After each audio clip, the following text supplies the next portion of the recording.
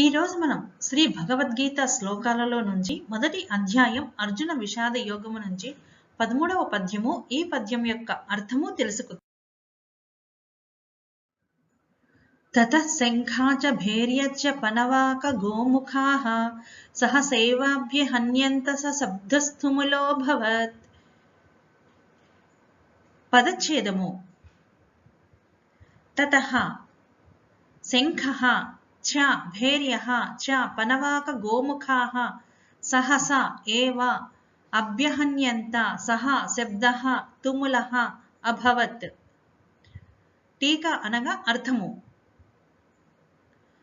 తతః అనంతరం శంఖాః శంఖములు చ మరియు భేర్యః భేరీలు చ మరియు పనవాక గోముఖాః డోలు మృదంగాలు గోముఖ వాద్యములు మొదలగునవి సహసా ఏవ ఒకేసారి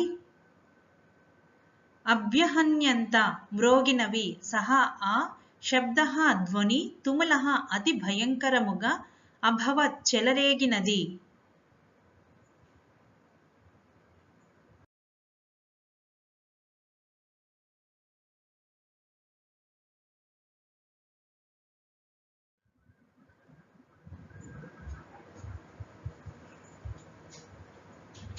తాత్పర్యము.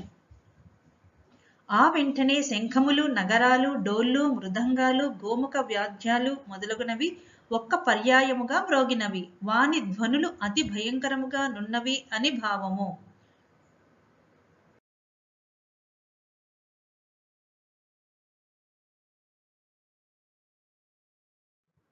ఈ వీడియోను చూసినందుకు ధన్యవాదములు.